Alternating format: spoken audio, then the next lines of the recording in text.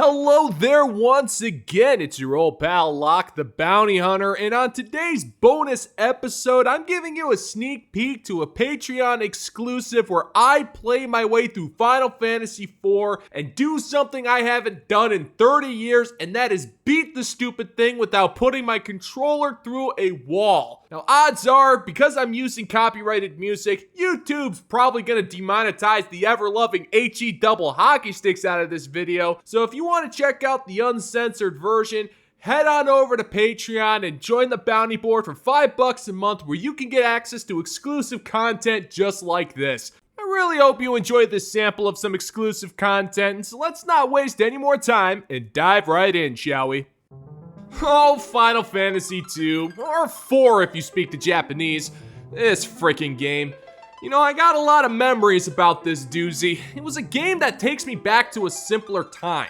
Remember the days of the video store when if you wanted to try out a new game, you could always rent it for a few days to see if it was any good? Those were the days back when things were considered significantly less abnormal, and I miss them. Now, it took a man with balls to rent a cartridge-based role-playing game from a video store. For starters, these games took a lot of time to complete. We're talking about in excess of 60 hours here. So that meant you'd have to rent the bastard multiple times. And if you show up to rent the game for another weekend playthrough and the game was checked out, then you had to pray for the mercy of the intergalactic space god Plimpluart, all hail, that the guy who rented the thing wasn't going to be a jerk and delete your save file, or even worse, not return the game at all.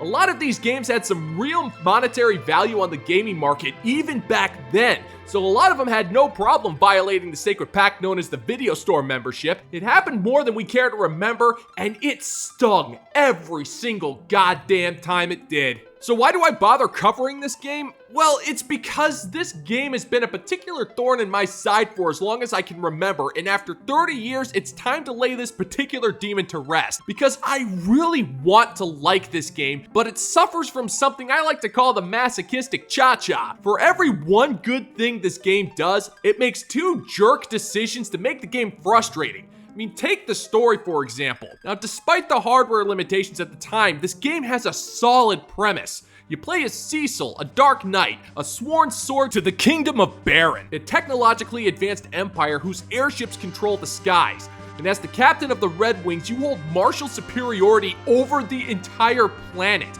And this squadron gets triple the respect from me for naming themselves after one of the greatest hockey teams known to man. Fight me on it, I don't care. Cecil has been ordered by the king to collect elemental crystals from innocent neighboring kingdoms. Crystals were a mainstay plot point of every Final Fantasy game up to this point. They're essentially elemental MacGuffins that hold a whole bunch of power and are essential for moving forward the plot. When we start the game, Cecil is actually forced to kill a whole bunch of innocent mages to get these things.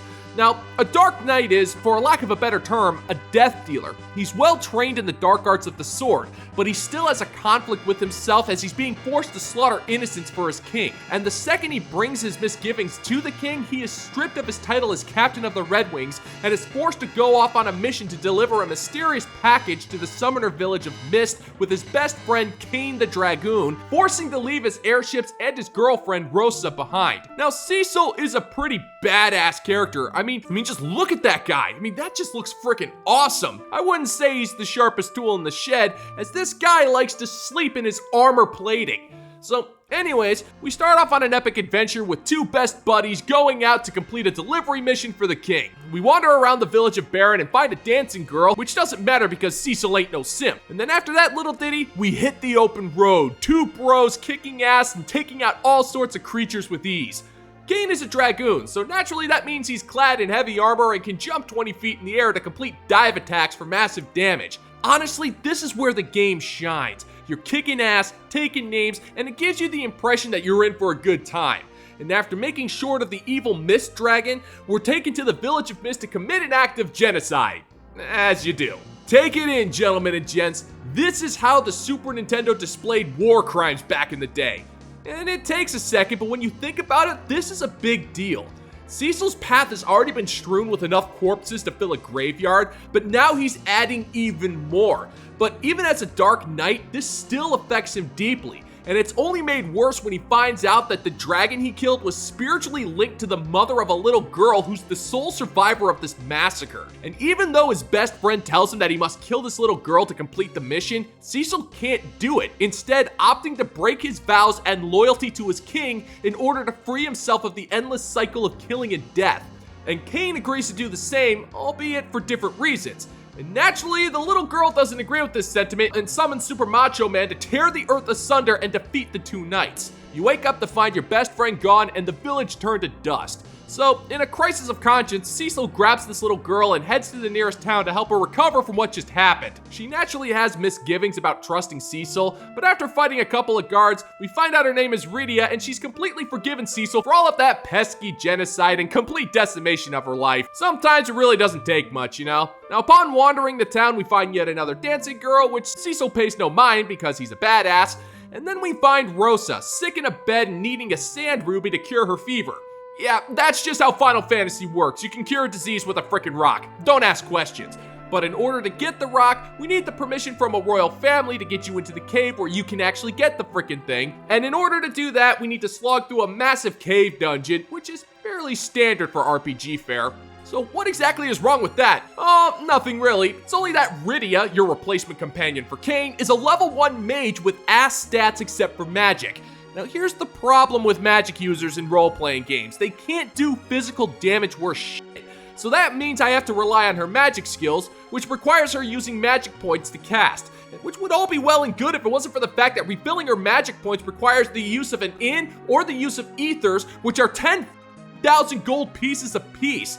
This means I can only use her magic sparingly and make Cecil do the heavy lifting, but that also means constantly getting into battles with multiple enemies and fighting these creatures while also protecting Rydia from getting killed with her weak-ass stats because her attack accuracy is balls and she has no defense whatsoever. So, in order to alleviate that, that means endlessly grinding out levels to get her magic and defense stats to the point of being somewhat passable, but then having to backtrack to the nearest town and staying at an inn to replenish her MP, and then going back for more grinding. Lather, rinse, repeat until you get to the point of being able to actually accomplish something new. And even then, she still has to use magic attacks if you actually want to progress through the game. Now the game has become a slog until you come across Tella the Sage, a man who's trying to prevent his daughter from marrying a bard. Truly a good man on a noble task if you ask me. But he's another freaking mage. But I'll give him credit, at least he's a high level mage with plenty of spells, so he's not completely worthless.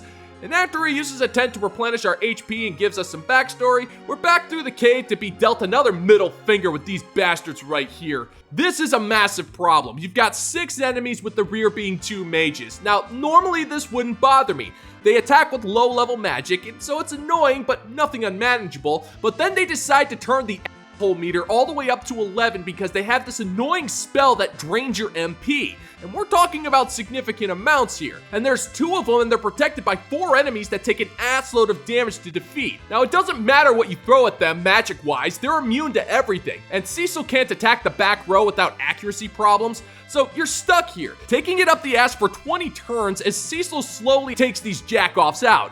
And when you finally get to the tiny mages, yeah, they have an ungodly amount of HP and they won't stop draining my MP. I've been finding ethers in the cave, which is good, but I need those for boss battles. So that means I now have to head back to the save area, use a tent to heal up, and then go back out there and hope the intergalactic space god Hugmilabart, all hail, keeps their numbers down to a minimum. And these dungeons are still a slog. Cecil moves so slowly and the maps just drag on forever. And there's plenty of treasures around which you have to get because they have useful items like potions and ethers, which are absolutely essential in this game. You cannot progress without them. So you have to get every single one when, no, we're not doing that.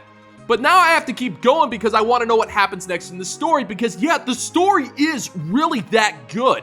So we continue on, defeat a gigantic octopus which hangs out in a water cave outside of a desert. Don't ask questions, it's Final Fantasy. And move on to the desert castle of Damasian so we can assist Tella the Sage in his noble quest from keeping his daughter from making the worst mistake of her life by marrying a bard. And trust me when I say this, the f***yous are just beginning with this game.